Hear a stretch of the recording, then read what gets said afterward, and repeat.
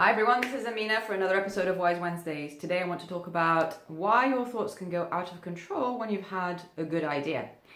And this is a principle that really struck me, really hit home when I learnt from the Kabbalah, which is a spiritual tradition in the Jewish tradition. And the idea is that it takes time. There's a gap between having a great creative idea, like, oh, this is the type of job I want to do now, or I want to move to this country, or I want to write a book, or I want to make a movie, or whatever, some creative endeavor. There's a gap between having that idea and its manifestation in the physical world, in the space-time continuum that we live in.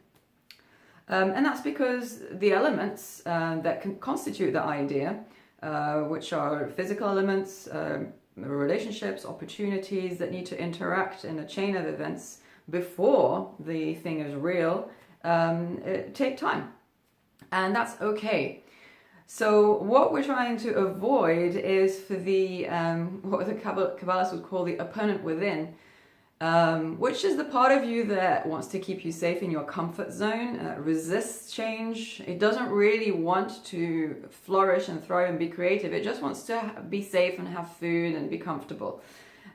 So what we want to avoid is for that part to come in and fill the space between the idea and its manifestation. And it fills it with all sorts of thoughts that you'll recognize maybe as the inner critic or imposter type thoughts. For example, things like, it's a stupid idea, I can't do it, who am I to think I can do this, I don't have what it takes, I'm too this, I'm not that enough, the conditions aren't right, or so-and-so is stopping me. All those types of thoughts are actually coming from a single source, which is the resistance to the creative process or the resistance to change. So we want to try and cut that down because that actually slows down the creative process. It creates more time and more effort and suffering between the idea you had and its realization. So 3 tips I want to share with you today to try and cut down on that stressful thinking, let's call it anxious thinking as an umbrella term. So number 1, the first thing to do is to be aware. Be aware that there's a creative cycle, there's a creative process, there's time between an idea and its realization, and that's okay. We can't, we can't just have an idea and it happen immediately. That's unrealistic. So it's okay to need to take time for something creative to unfold. This isn't like maths where 2 + 2 = 4 and you're supposed to have an immediate answer. You can just work it out rationally or conceptually. This is an interaction between your mental ideas, your mental space, and the physical world, and it takes time. So it's totally okay, it's normal. So just being aware of that should help. There's nothing wrong with you. It doesn't mean it's a bad idea. It doesn't mean you can't do it. It just means it takes time and some patience and self-compassion or acceptance of this reality is required. So that's tip number 1. Just be aware that it's normal for the creative cycle to take time. Number 2, take a break. So that that anxious thinking can take on a momentum of its own and sort of take you in the wrong direction, or just keep you stuck and feeling like nothing's happening, and you might get more confused and I think you don't really know what you want, whereas in fact you did know what you wanted, but it felt uncomfortable and the momentum of the anxious thinking took hold, and then you just in a completely different space.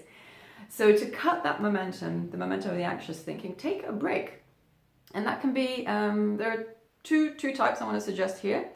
One is to do something else that requires your attention in your life. Just take a deep breath and shift your focus onto that other thing that requires your attention. And soon enough, you'll get absorbed with that, and it should break the momentum of the anxious thinking. And then number 2, to take a break, is to actually do something that relaxes you. And this is why good ideas come in the shower or when you're in nature or on holiday. It's because you've relaxed your focus, you've relaxed your attention. It's not completely sucked into this one thing, the idea, the creative idea, whether you should do it or not, or you might recognize it as a decision-making type stuckness, like I don't know what to do. So relax your focus. Go and do something different that connects you to your body or your emotions, like listening to music, or going to nature, which has an amazing effect on most people. Or talk to someone. Go and relax and have a laugh with somebody. It can be simple, but the idea is that it takes your focus off the decision or the idea, and it relaxes you physically and physiologically.